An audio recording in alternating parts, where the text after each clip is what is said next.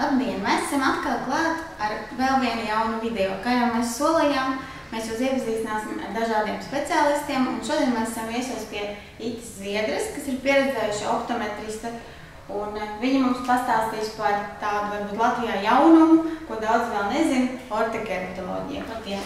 Labdien! Ortokeratoloģija ir viena no redzes korekcijas metodēm. Šīs kontaktlēcas neko neārstē, bet viņas koriģē redzi. Un šo metodi ļoti labprāt izmanto aktīvi cilvēki un pārsvarā dejotāji, sportisti, dažādāku specifisku specialitāšu cilvēki, policisti, karavīri. Var arī lietot arī tādi cilvēki, kuri vienkārši negrib dienā likt neko, ne uz acīm, ne uz deguna. Varbūt jūs varat pastāstīt, jo tieši šīs metodas būtība, kādas izpaužas, kā piemeklēt tās lēcas? Kā piemeklēt lēcas? Varbūt nevis kā piemeklēt, bet, teiksim, daudz varbūt nezinu, ka viņas ir nakts lēcas. Tieši to būtību. Ortokeratoloģiskās lēcas tiek ieliktas vakarā, tieši tad, kad cilvēks iet gulēt.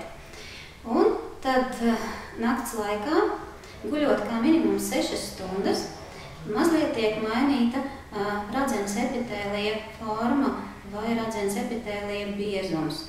Un no rīta, kad cilvēks mostās, viņš šīs kontaktlēcas izņem no acīm un visas dienas garumā redz skaidri, nelietojot ne brilles, nelietojot arī kontaktlēcas dienas režīmā.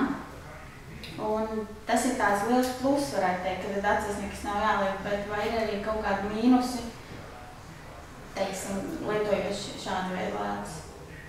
Ja šīs lēcas ir profesionāli un precīzi piemeklētas, ja pacients labi sadarbojās ar speciālistu un ja ievēro visu vajadzīgo režīmu un tīrīšanas, higiēnu ievēro, tad arī īstenībā tādu risku un arī kaut kādu blakus efektu nav novērots. Ja kādreiz ir kaut kādas vispārējas veselības problēmas cilvēkam, tad iespējams, ka viņš nevar šīs kontaktlēcas nesāt. Man ir bijuši konkrēti gadījumi, kad ir vispārēja saslimšana jaunai sievietei, viņai jāsāk lietot terapijā medikamenti, kuri tomēr nebija savienojami ar kontaktlēcas nesāšanu, tad arī šīs kontaktlēcas netika nesātas. Viņa tā kontaktlēcas nesāšana tika pārtraukta. Un, teiksim, kāds varētu būt tas vislabākais efekts, cik lieliem, teiksim, tiem stiprumiem cilvēkam? Vislabākais efekts nakts kontaktlēcām, kā tautā viņi mums te sauc, ir no -1 dioptrijas līdz -4,5 dioptrijām. Kaut gan pasaulē ir pieredze strādāt arī pat līdz -6 dioptrijām, bet sadarbojoties ar vācu kolēģiem, ar vācu partneriem, mēs tomēr esam izsacinājuši, ka visstabilākais un tāds visdrošākais šis metodas pielietojums ir līdz -4,5 dioptrijām. Un vai šiem kontaktlēcas piemeklēšanai droši vien nepieciešams arī speciāli izmeklējumi? Kas tas būtu, teiksim, pirmais? Izmeklējumi ir vairāk un tiešām arī specifiskāk nekā vajadzētu dienas režīmā nesamiem kontaktlēcām. Pirmkārt tiek izdarīta redzes pārbaude, kurā nosaka redzes asumu. Pēc tam arī tiek izdarīti izmeklējumi, kā radzenes biezuma mērīšana, acu priekšējās virsmas izmeklēšana ar mikroskopu, ar biomikroskopijas palīdzību. Ir arī vēl tāda specifiska metode kā topogrāfija, radzenes topogrāfija, ar kuras palīdzību var noteikt radzenes virsmas īpatnības, radzenes virsmas nelīdzenumus vai līdzenumus un radzenes virsmas kaut kādas specifiskas lietas. Un to topogrāfiju saprotu, ka var veikt arī jebkuram cilvēkam. cilvēkam? Teiksim, mēs viņu rekomendējam ne tikai tiem nakts kontaktplātes nesētājiem. Redzens topogrāfijas iesaku pilnīgi visiem cilvēkiem, kuri tomēr ir sadomājuši ļoti nopietni nesāt kontaktplātes. Jo ar topogrāfijas palīdzību var noteikt daudz precīzāk un daudz individuālāk tās kontaktplātes, kāds būtu katram konkrētam cilvēkam jānesā, un arī katru kontaktplātes katrai konkrētai acī. Varbūt jums ir kaut kādi no prakses tādi īpaši gadījumi, kas jums palikuši atmiņā, teiksim, nesājot tās saucamās tautā nakts kontaktplātes ar ortokeratoloģiju vai varbūt ar topogrāfiju, ko jūs varat pastāstīt?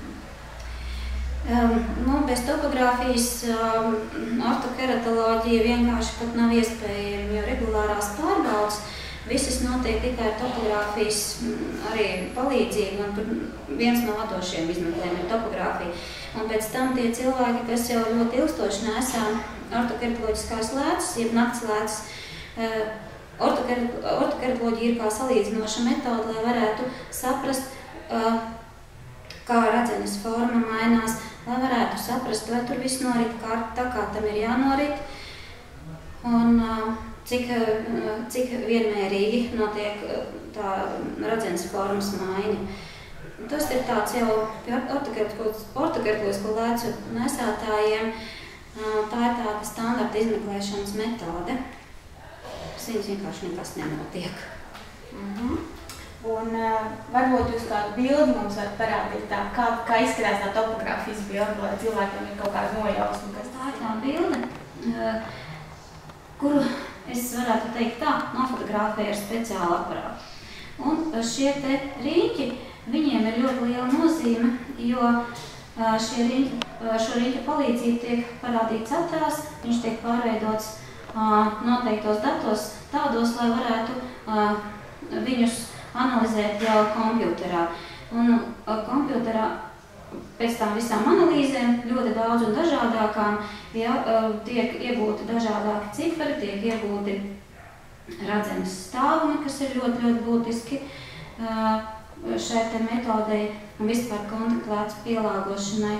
Un tiek iegūti arī salīdzinošie dati, kas tad notiek ar radzeni. Jo radzenes forma tomēr mainās, un to mēs redzam tikai topogrāfijā. Neviena metode neparādīs, neparādīs, kā tas notiek, jo tāpēc, ka tas ir tikai dažu mikronu līmenī.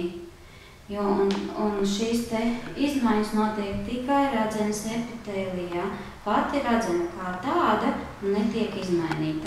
Un, ja sākotnēji, šeit ir jau bilde cilvēkam, kurš ortokeratoloģiskās lēcas nesā 3 gadus. Centrālajā daļā te ir zaļā krāsā, tas nozīmē, ka viņa tā radzene ir kļuvusi tur plakanāk. Līdz ar to cilvēks redz skaidri. Tur arī notiek dažādāki optiski fenomeni, un tāpēc cilvēks redz labi. Šajā gadījumā šim cilvēkam ir mīnus 4,25 sākotnējie mīnusi. Tagad cilvēks redz ļoti labi. Bet tas nozīmē, ka lietojot tās lēcas tik ilgu laika periodu, protams, nepieciešams ir atkārtotas vizītes. Protams, ir nepieciešams atkārtotas vizītes, jo kā jebkuru kontaktlēcu nesētājiem nepieciešama ir kontrole. Un cik bieži tas notiek parasti? Sākotnēji, kamēr redzes stabilizējās, un redzes stabilizācija notiek no 1 līdz 4 nedēļām, tad ir vizītes biežāk nekā tas būtu jau tā kā šajā gadījumā, ka cilvēks jau 3 gadus nesā. Sākumā ir jārādās no rīta un vakarā pēc 1. nakts, pēc 3. nakts, tad jau tad, kad ir nedēļa nesātas kontaktlēcas, pēc 2 nedēļām, tad ir pēc mēneša, bet tas visu laiku ir jādara gan no rīta, gan vakarā. Un kā, teiksim, šiem pacientiem ir jākot tās lēcas? Viņas tiek viņam individuāli izgatavotas? Kontaktplēces tiek izgatavotas pilnīgi individuāli, katrai akstiņai sava. Lai kontaktplēces nesajauktu, katrai kontaktplēcei ir sava krāsa. Tas ir pieņemts tāds standarts jau, kad labai actiņā ir sārta kontaklāts, kreisajā actiņā ir dzeltena kontaklāts.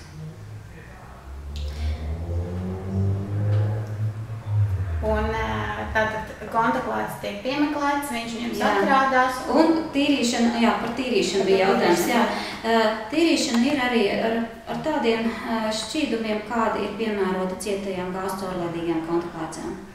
Un no cik gadu vecam jūs parasti iesakat šīs lēcas? Kādos gadījumos atnāk cilvēki pie jums? Nu, es iesaku arī tā, kā tas ir paredzēts, tieši strādājot ar hektu kontaklācām no 17–18 gadiem. Pēc tam nav vecuma ierobežojuma. Bet man arī ir gadījumi, kad ir atnākuši pusauģi, kuriem kontaklātas nakts ir liktas citās zemēs. Un, ja viņi atrodas tagad Latvijā, tad es arī esmu likusi jaunākiem cilvēkiem pilnīgi bez jebkādiem riskiem, bez jebkādām komplikācijām, jo šie pusauģi jau ir ar tām kontaklācām jau iepazinušies jau ātrāk. Tātad šī metode nav mums tik jauna, kā viņa tiek uzskatīta Latvijā? Latvijā viņa ir jauna. Latvijā viņa ir apmēram 3,5 gadus, bet visā pasaulē viņa ir zināma 20–25 gadus noteikti. Tātad mēs šodien būsim uzzinājuši diezgan daudz, varbūt ne tik daudz, bet kaut ko tīri sākumam, lai mēs varētu jūs iepazīstināt ar šīm metodēm jaunām, un mēs ceram, ka tā kļūs arvien populārāka un cilvēki vairāk sāks interesēties par šo lietu.